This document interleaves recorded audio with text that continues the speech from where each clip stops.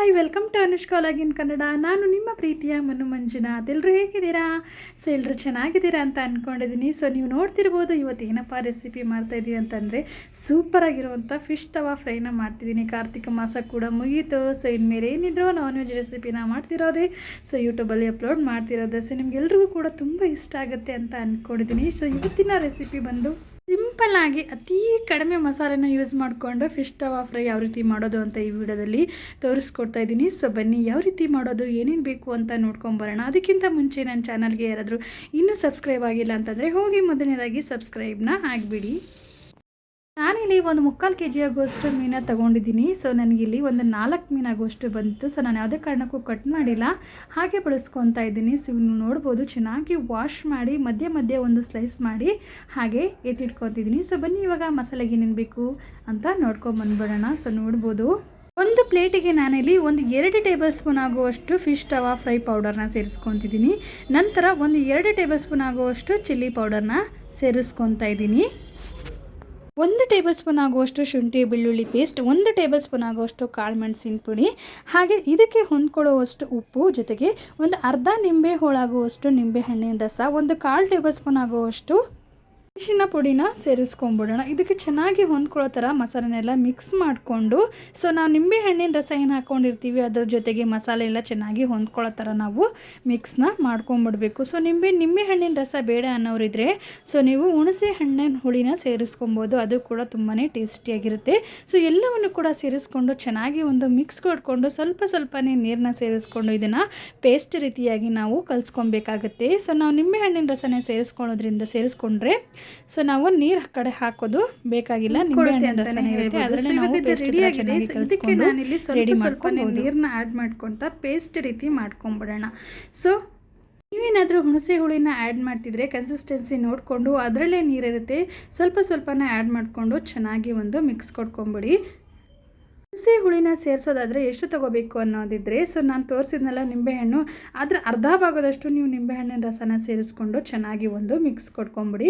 So ಈ ಥರ ಚೆನ್ನಾಗಿ ಮಿಕ್ಸ್ ಆದಮೇಲೆ ಒಂದೂವರೆ ಟೇಬಲ್ ಸ್ಪೂನ್ ಆಗುವಷ್ಟು ನಾರ್ಮಲ್ ಅಡುಗೆ ಎಣ್ಣೆ ಏನು ಯೂಸ್ ಮಾಡ್ತೀವಿ ಅದನ್ನು ಸೇರಿಸ್ಕೊಂಡು ಚೆನ್ನಾಗಿ ಅದನ್ನು ಕೂಡ ಒಂದು ಮಿಕ್ಸ್ ಮಾಡ್ಕೊಂಬಿಡೋಣ. ಸೊ ಎಣ್ಣೆ ಸೇರಿಸೋದ್ರಿಂದ ತುಂಬ ಕ್ರಿಸ್ಪಿಯಾಗಿ ತುಂಬ ಸಾಫ್ಟಾಗಿ ತುಂಬಾ ಚೆನ್ನಾಗಿ ಟೇಸ್ಟ್ ಕೊಡುತ್ತೆ. ಸೊ ಹಾಗಾಗಿ ನಾನಿಲ್ಲಿ ಸ್ವಲ್ಪ ಎಣ್ಣೆ ಕೂಡ ಬಳಸ್ಕೊತಾ ಇದ್ದೀನಿ. ಸೊ ಎಣ್ಣೆ ಕೂಡ ಸೇರಿಸ್ಕೊಂಡು ಚೆನ್ನಾಗಿ ಒಂದು ಮಿಕ್ಸ್ ಕೊಟ್ಕೊಂಬಿಡೋಣ. ಸೊ ನೋಡಿ ಈಗ ಇದು ರೆಡಿಯಾಗಿದೆ. ಸೊ ಮೊದಲನೇದಾಗಿ ಇವಾಗ ಫಿಶ್ಗೆ ಅಪ್ಲೈ ಮಾಡ್ಕೊಂಬಿಡೋಣ.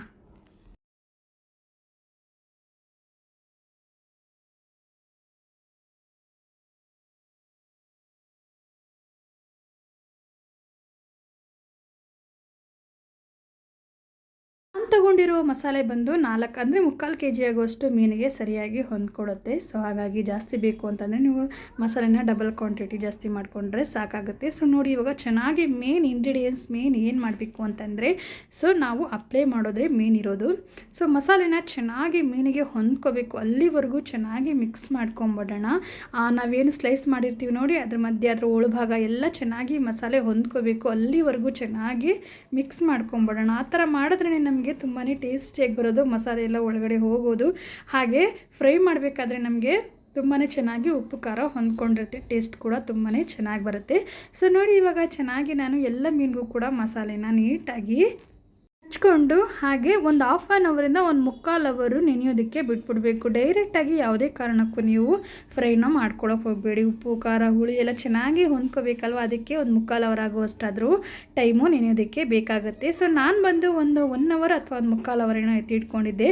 ಸೊ ಯಾವುದೇ ಕಾರಣಕ್ಕೂ ಫ್ರಿಡ್ಜ್ ಒಳಗಡೆ ಇಡೋಕ್ಕೆ ಹೋಗಬೇಡಿ.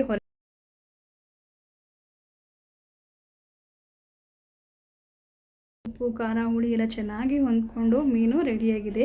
ಸೊ ಇವಾಗ ನಾವಿಲ್ಲಿ ಫ್ರೈ ಮಾಡೋದಕ್ಕೆ ಹೋಗೋಣ. ಅದಕ್ಕಿಂತ ಮುಂಚೆ ನಾನು ನಿಮಗೆ ಒಂದು ಟಿಪ್ಸ್ ಕೂಡ ತೋರಿಸ್ಕೊಡ್ತಾ ಇದ್ದೀನಿ. ಫಿಶ್ ತವಾ ಫ್ರೈ ಆಗಿರ್ಬೋದು ಮಾಡಬೇಕಾದ್ರೆ ಮನೆಯೆಲ್ಲ ಸ್ಮೆಲ್ ಇರುತ್ತೆ, ಘಾಟಿರುತ್ತೆ, ಚಿಕ್ಕ ಮಕ್ಕಳಿರ್ತಾರೆ. ಸೊ ಆ ಸ್ಮೆಲ್ ತಡ್ಕೊಳಕ್ಕಾಗೋದಿಲ್ಲ. ಆವಾಗ ನಾವು ಏನಪ್ಪ ಮಾಡಬೇಕು ಅಂತಂದರೆ ಈ ಥರ ಮೇಣದ ಬತ್ತಿನ ಹಚ್ಕೊಂಡು ನಾವು ತವಾ ಫ್ರೈ ಆಗಿರ್ಬೋದು ಮಾಡ್ಕೋಬೇಕು ಅಂತಂದರೆ ಈ ಥರ ಮೇಣದ ಬಚ್ಚಿನ ಹಚ್ಕೊಂಡು ಮಾಡಿಕೊಂಡ್ರೆ ಸ್ವಲ್ಪ ಕೂಡ ಸ್ಮೆಲ್ ಇರೋದಿಲ್ಲ, ಘಾಟಿ ಇರೋದಿಲ್ಲ, ಆರಾಮಾಗಿ ಮಾಡಿಕೊಂಡು ಹೋಗ್ಬೋದು. ಸೊ ನೀವು ಮನೆಯಲ್ಲಿ ಒಂದ್ಸಲ ಈ ಥರ ಟಿಪ್ಸ್ನ ಫಾಲೋ ಮಾಡಿ ನೋಡಿ. ಸೊ ನಿಮಗೆ ರಿಸಲ್ಟು ಕಂಪ್ಲೀಟಾಗಿ ಗೊತ್ತಾಗುತ್ತೆ. ಈಗ ನಾನು ಈ ತವಾನ ಇಟ್ಟು ಹಾಗೆ 4-5 ಟೇಬಲ್ ಸ್ಪೂನ್ ಆಗುವಷ್ಟು ಎಣ್ಣೆನ ಹಾಕಿ ಸ್ವಲ್ಪ ಕಾಯೋದಕ್ಕೆ ಬಿಟ್ಬಿಡೋಣ. ಸೊ ಫಿಶ್ ತವಾ ಫ್ರೈ ಮಾಡಬೇಕು ಅಂತ ಇದ್ದರೆ ನಾರ್ಮಲಾಗಿ ನಾವು ಯಾವುದೇ ತರಹದ ನಾರ್ಮಲ್ ತವಾನ ಯೂಸ್ ಮಾಡೋಕ್ಕೂ ಆಗೋದಿಲ್ಲ. ಯಾಕಂತಂದರೆ ನಾವು ಏನು ಹಚ್ಚಿರ್ತೀವಲ್ಲ ಮಸಾಲೆ ಎಲ್ಲ ಅಂಟ್ಕೊಳ್ಳುತ್ತೆ. ಅವಾಗ ಏನು ಅನಿಸುತ್ತೆ ನಮಗೆ ತೆಗಿಬೇಕಾದ್ರೆ ಮಸಾಲೆ ಎಲ್ಲ ಅಲ್ಲೇ ಅಂಟ್ಕೊಂಡ್ಬಿಟ್ಟಿರುತ್ತೆ. ಸೊ ಆವಾಗ ನಮಗೆ ಅಷ್ಟು ಟೇಸ್ಟ್ ಬರೋದಿಲ್ಲ. ಆದಷ್ಟು ನಾನ್ ಸ್ಟಿಕ್ ತವಾನ ಯೂಸ್ ಮಾಡಿಕೊಂಡು ಫಿಶ್ ತವಾನ ಫ್ರೈನ ಮಾಡ್ಕೊಂಡು ಹೋಗಿ. ಸೊ ಇವಾಗ ಬನ್ನಿ, ಎಣ್ಣೆ ಕೂಡ ಹಾಕಿದ್ದೀನಿ. ಇವಾಗ ಒಂದೊಂದೇ ಫಿಶ್ನ ಹಾಕ್ಕೊಂಬಿಡೋಣ. ಸೊ ಒಂದು ಫಿಶ್ನ ಸೇರಿಸ್ಕೊಂಡು ಹಾಗೆ ಲಿಡ್ನ ಕ್ಲೋಸ್ ಮಾಡಿ ಒಂದೊಂದು ಸೈಡು ಒಂದು 4-5 ನಿಮಿಷ ಆಗುವಷ್ಟು ನಾವು ಬೇಯಿಸ್ಕೊಬೇಕಾಗತ್ತೆ. ಸೊ ಬನ್ನಿ, ಇವಾಗ ಮೇಲ್ಗಡೆ ಸ್ವಲ್ಪ ಎಣ್ಣೆನ ಸೇರಿಸ್ಕೊಂಡು ನಂತರ ನಾವಿಲ್ಲಿ ಲಿಡ್ನ ಕ್ಲೋಸ್ ಮಾಡ್ಕೊಂಬಿಡೋಣ.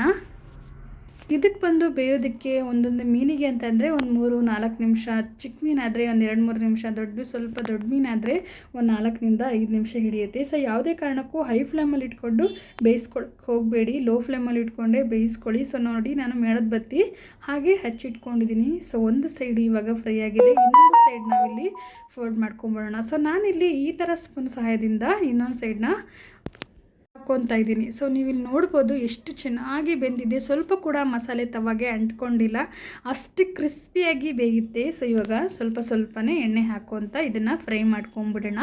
ಇಲ್ಲ ಅಂತಂದರೆ ನಾವು ಇವಾಗ 2 ಸೈಡು ಕೂಡ ಫಿಶ್ ತವಾ ಫ್ರೈನ ಮಾಡ್ಕೊಂಡಿದ್ದೀವಿ. ಸೊ ನಮ್ಗೆ ಏನಪ್ಪ ಇದು ಬೆಂದಿದೆಯೇ ಇಲ್ವಾ ಅಂತ ಹೇಗೆ ಗೊತ್ತಾಗುತ್ತೆ?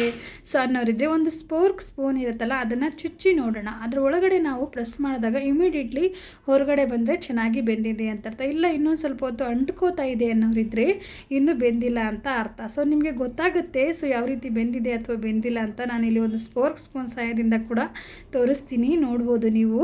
ಈ ಥರ ನಾವು ಟ್ರಿಕ್ಸ್ನ ಫಾಲೋ ಮಾಡಿದ್ರೆ ಫಿಶ್ ಕೂಡ ಬೆಂದಿದೆ ಅಂತ ನಮಗೆ ಅರ್ಥ ಆಗುತ್ತೆ. ಸೊ ಇವಾಗ ಇದು ಫಿಶ್ ರೆಡಿಯಾಗಿದೆ, ಕಂಪ್ಲೀಟಾಗಿ ಬೆಂದಿದೆ. ಸೊ ಇವಾಗ ಇದನ್ನು ಸರ್ವ್ ಮಾಡ್ಕೊಂಡು ಕೂಡ ತೋರಿಸ್ತೀನಿ. ಎಷ್ಟು ಚೆನ್ನಾಗಿ, ಎಷ್ಟು ತುಂಬಾ ಟೇಸ್ಟಿಯಾಗಿ ಫಿಶ್ ತವಾ ಫ್ರೈ ಈಸಿಯಾಗಿ ಬೇಗ ಕ್ವಿಕ್ಕಾಗಿ ಮಾಡ್ಕೊಂಬಿಡ್ಬೋದು. ಇದೇ ಥರ ಎಲ್ಲ ಫಿಶ್ನು ಕೂಡ ಫ್ರೈ ಮಾಡಿಕೊಂಡು ಎತ್ತಿಟ್ಕೊತಾ ಇದ್ದೀನಿ. ಸೊ ನೋಡ್ಬೋದು, ಮಕ್ಕಳು ಕೂಡ ತುಂಬ ಪ್ರೀತಿಯಿಂದ ತುಂಬ ಇಷ್ಟಪಟ್ಟು ಮನೆಯಲ್ಲಿ ತಿಂತಾರೆ ಅಂತಲೇ ಹೇಳ್ಬೋದು. ಸೊ ಬಂದ್ರಲ್ಲ ಫ್ರೆಂಡ್ಸ್, ಫಿಶ್ ತವಾ ಫ್ರೈ ಯಾವ ರೀತಿ ಮಾಡೋದು ಅಂತ. ನಿಮಗೆ ಈ ವಿಡಿಯೋ ಸ್ವಲ್ಪನಾದರೂ ಇಷ್ಟ ಆಗಿದೆ, ಹಾಗೆ ಸ್ವಲ್ಪನಾದರೂ ಯೂಸ್ಫುಲ್ ಆಗಿದೆ ಅನ್ನೋರಿದ್ದರೆ ನಿಮ್ಮ ಫ್ಯಾಮಿಲಿ ಫ್ರೆಂಡ್ಸ್ಗೆಲ್ಲ ಶೇರ್ ಮಾಡಿ. ಹಾಗಾದರೆ ಇನ್ನೂ ನನ್ನ ಚಾನಲ್ಗೆ ಯಾರಾದರೂ ಸಬ್ಸ್ಕ್ರೈಬ್ ಆಗಿಲ್ಲ ಅಂದರೆ ಮೊದಲನೇದಾಗಿ ಸಬ್ಸ್ಕ್ರೈಬ್ ಮಾಡ್ಕೊಳ್ಳಿ.